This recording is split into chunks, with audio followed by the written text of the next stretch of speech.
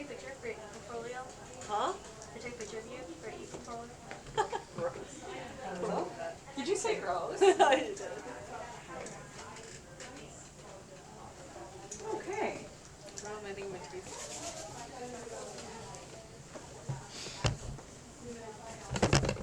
All right. So,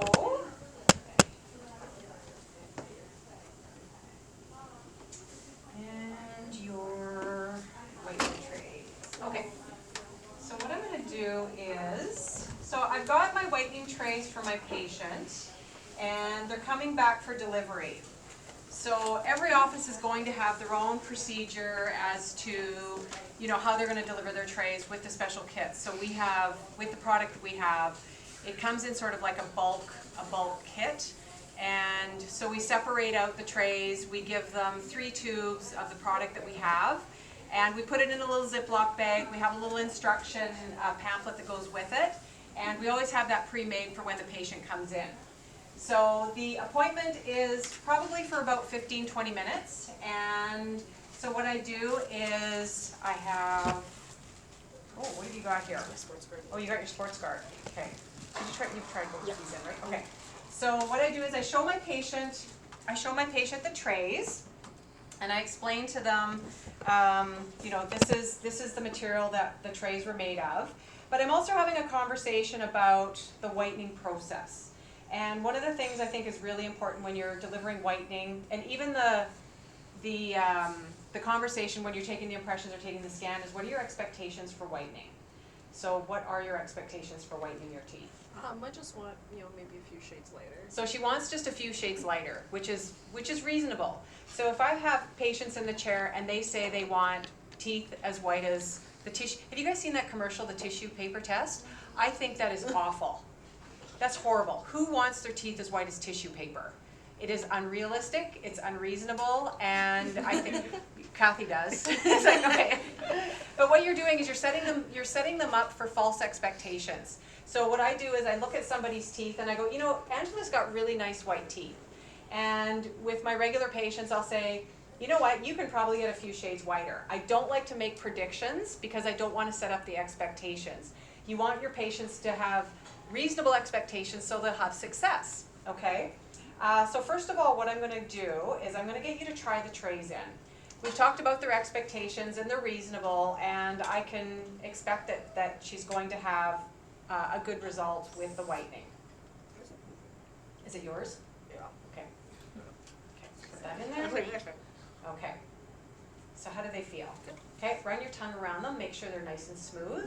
Okay, and you can kind of talk and be a little bit functional with them. Good, okay. So I know that the trays fit well, so that's good.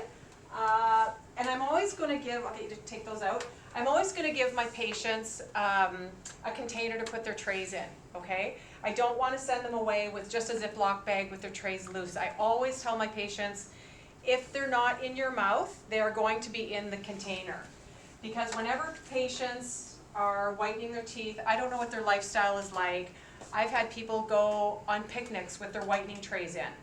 I took my whitening trays out on the picnic and a raccoon took it away. I kid you not. They've told me that. Or they put it on the picnic table, the wind blew it off. So if it's not, or they put it in their pocket wrapped up in a tissue. Well, we know how that ends. They take the tissue out of their pocket and they throw it away. Okay, so if the whitening tray isn't in your mouth, it's in the container that we provide for you. Okay, so we know that the trays fit. So we have a product here. I explain a little bit of the product to them. I ask them about sensitivity. How sensitive are your teeth? Not too sensitive. Not too sensitive. You can brush them comfortably. You're using, what type of toothpaste do you use? She uses Sensodyne toothpaste, which is great, which is already a desensitizing toothpaste. If they do have sensitive teeth, I will recommend Sensodyne, Pronamel. Every brand of toothpaste has a desensitizing toothpaste, so that's great. That works. So you're going to be getting 2 or 3 tubes of this product. When you go to whiten your teeth, what I'm going to get you to do is just extrude a little bit. So this is the front of your tray, and you're just going to put a little sesame seed right in the front, okay? Just like that. And you're going to go all the way across. I generally don't get them to fill up the 7s because unless you have a really big toothy grin, you don't see the 7. Smile. Yeah, so for Angela, I would recommend her going back to her 5s and maybe just mesial buccal of the 6s. So you're not whitening everything? No, you only need to do the buccal, right? Be conservative with the product, or else if you're squishing too much product in there, you're going to burn through these tubes very quickly, okay? And you're just wasting it. Using too much product is going to cause sensitivity. If it gets squished up to the gum line, it's going to irritate the gum tissue, okay? So you can see I've just put a little dot just on the outside of the tray, and that's just, oh, there, People can see it. there. On the buckle? On the, yeah, they won't be able to see it. So on, yeah, everything's clear. So on the buccal side is where you're just gonna extrude a little bit of the material. With some of the products, the tubes come in, I'm not sure, do these have mixing, like do they have little mixing tips to them?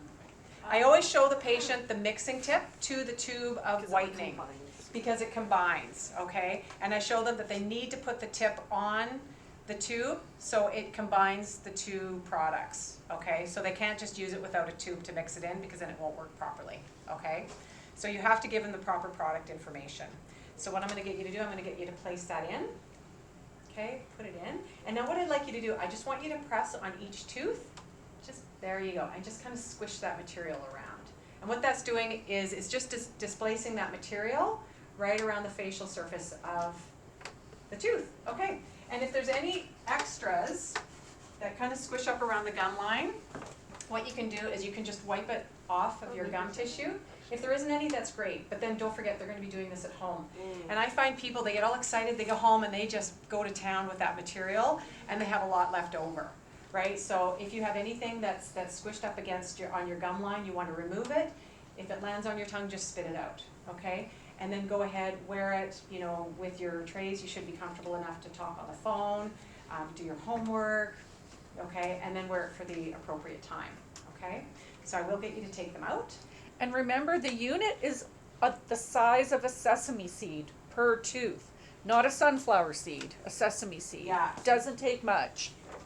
So she's taken it out, and if you have anything left over there, you can just kind of spit it out. So once you're done with the tray, just take and clean them out with some water. Okay? Does it taste bad? It was weird. Yeah. It's like tacky. Tacky, yeah, it's good. It's gel, Yeah. right? Because it's supposed to adhere to the teeth. It's like a weird honey. Yeah. So yeah, you can rinse your mouth out after there. Okay. So yeah, so I tell people to rinse the tray out, put the tray back in the container, rinse their mouth out. Before they start whitening, make sure your teeth are clean. Okay. Don't, you know, go out on a bender the night before, or not brush and floss, and then put your whitening tray in with a bunch of plaque. So make sure your teeth have brushed, you've flossed, and put your tray in with clean teeth. When you're done with it, take them out, rinse out your tray with just some warm water. You don't necessarily need to use toothpaste. Toothpaste generally leaves a little bit of a coating on it. Have you ever gotten toothpaste on your clothes? And it always kind of leaves like a little stain on your clothes. It'll do the same thing with your trays, all right? So just brush it off with a little bit of warm water, put it back in the tray, and then put it in a safe place. I tell people to keep them away from animals. Even if you set it on the counter, they're very expensive chew toys for dogs and cats because they taste and smell like owner. Yeah. Yes? Bad breath. Yeah, well, I find people come back and I see their whitening trays and their sports guard or mouth guards, and they've been all chewed up by their dogs because it tastes like mom and dad. And they chew on it, and that's a $400 chew toy, okay? So, like, once again, so important, keep it in the case. Keep the case in a safe place. So important. All right? Containers, everything. Just be careful of those Yeah. cuts. Yeah, you're gonna be getting your cases today. Yeah, with your kits that you're getting, you are getting small cases for your trays, okay? So now that I've gone over the product, I've gone over the fitting of the trays, do you have any questions? No? Okay. So be mindful of, you know, your patient's concerns, right? They're always gonna ask, well, how long should I wear it for? And that's where you say, you know, wear it for about an hour to 45 minutes. Studies have shown that if you leave it in for more than an hour, generally saliva gets mixed in with it, and it's the material becomes inactive, okay? If you want to wear it at nighttime, wear it at nighttime works as well, but you do run the risk of having a little bit more sensitivity, and once again, you won't be salivating as much at night, but the material becomes inactive generally about after an hour, okay? So I am going to take a shade, if you can smile for me, and I'm just going to put the shade up against her teeth, and you're kind of like a B2. Angela's got very light teeth, you're almost a B1. You're like really light on the shade guide. Yeah, you're kind of like a B1.5, okay? Sometimes I show patients this, and I'm always make a recording of, I record the initial shade that I'm taking, okay? Because I show them the shade guide, and they're like, ooh, everybody wants the super white ones. Some people aren't gonna get the super white ones. If you have yellow, like Nina said, she has yellow undertones. I find people with gray undertones to their teeth honestly get a little bit grayer, all right? And I warn them of that, because that whitening product, when it opens up the tubules, it is going to reflect the color that's underneath. So if that color underneath is gray, that gray is going to be pulled forward, right? And it looks a little bit more see-through, all right? So you're kind of like at a B2 to a B1. So I would suspect that your teeth are you're definitely going to be a little bit brighter. You possibly could get to this bright. But there's certain things, I don't make promises I can't keep, because I don't want people to be disappointed, you're right, and giving them false hope, right? I've actually talked people out of whitening if they've got that really dark gray undertone to their teeth. And I tell them that grayness is just really hard to capture the whitening, and it does tend to get gray. But once again, it's predicting. I can't predict, I can only tell you what I've seen in the past. Most people will go ahead, they'll whiten, and most people are generally happy with it. So in Angela's chart, I'm gonna say, she's kind of like a B1, B2 in between. And what you can do is you can come back in a month or so, you can whiten every day for a couple weeks, come back and we can check the whiteness again. Or you can check it at home with the whitening shade guide that you're given in your kit. I find the little whitening shade guides that are given in the kit, they're not very good, they're just paper, right? Some people, and if that stupid tissue test thing I think is horrible. People sitting there with a piece of toilet paper up to their mouth wanting, their teeth as white as toilet paper. If you're having sensitivity with the product, discontinue it for a day or two. Use your Sensodyne toothpaste. What you can do also is take some of your Sensodyne toothpaste, put it in the tray, and wear it for about a half an hour. And that'll help seal up those tubules and prevent some sensitivity, okay? So you can do that. Avoid things like that are gonna stain your teeth. Blueberries, red wine, coffee. I'm okay with coffee if it's just kind of like a 1 cup thing, but just be warned that, what you're doing, everything that you're doing could contraindicate the process of whitening your teeth. So tomato sauce, like Nina was saying, curries, mustards, anything that can stain your clothes will stain your teeth. So as you're whitening, you're opening up those tubules and you're creating a possible, you could create more, it'll just contraindicate the whitening process. People who drink a lot of coffee and smoke, I really discourage them from spending the money on whitening, just because you're just throwing your money away. But if they're saying, well, I'm gonna stop smoking on this day, I'm gonna start whitening on this day, absolutely, go for it.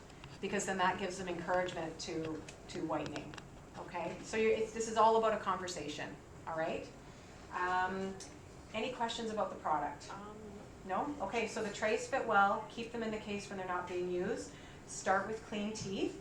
Once you're done with the whitening, clean the trays out, put them back in the case. Rinse your mouth out with any residue whitening product. And just water to rinse out the trays? Water, yep, water works just fine. And then just watch your diet. If you're going to be eating things that are going to be staining your teeth, just brush them quickly right after, okay? Sometimes people forget, but just kind of be conscious of what your diet is going to be, okay? And if you're having any issues, call the office. Thank you. Okay, so you want to support your patient through this process, all right? And what is the average time span? Like, how many days in a row are you talking to your patient about? Like, you talked about time in the day. Yeah. That, So they can whiten for up to 2 weeks. But everybody's going to whiten a little bit different. I always equate whitening to tanning, right? Everybody has a different pigment to their teeth, like you have a different pigment to your skin. Some people can spend 2 days out in the sun, have a beautiful tan, right? Same thing with whitening. Whitening, some people may see optimal results after a week. Some people may not see optimal results till after 3 weeks. So everybody's a little different. And every office is a little bit different as far as some offices want to see their patients back after 2 weeks. And then some people, well, you know what, come back when you feel like you need us, okay? So, and we've seen it both ways. We've seen patients back after a month. I don't see anything. I don't see any difference. We'll give them some more product, maybe use a little bit more product. What are you doing when you're whitening? Are you drinking coffee? Are you doing things to contraindicate that whitening process? So I say anywhere from 2 weeks to a month that you can see results. and how often can they re-whiten their teeth if they've reached their... Is everybody listening? I hear a lot of voices back there. Joanne's It's kind of distracting. It's JoJo. All I hear is other voices, so. They're asking about the staining product. The staining product? Yeah. Do you want the mic? No. I said it, I'm done. Okay, what was your question? When can they Update, whiten? okay. Yeah. So Kathy was saying, so after they do the initial whitening process and they're happy with it, once again, it's individual. If you're going to be drinking a lot of coffee, if you're going to be doing a lot of red wine, people might want to do, kind of like a recharge their whitening, maybe every 3 months, every 6 months. Depending on sensitivity. I do mine maybe a couple times a year, only because my teeth are super sensitive. I do it for a couple days and I'm done. And then I'll do it again in 6 months. Some people might want to do it every 3 months. So once again, it's really individual. We usually give enough product for the patient to have for the year. And then if they need more when they're in for their hygiene appointment, they can buy a few more tubes.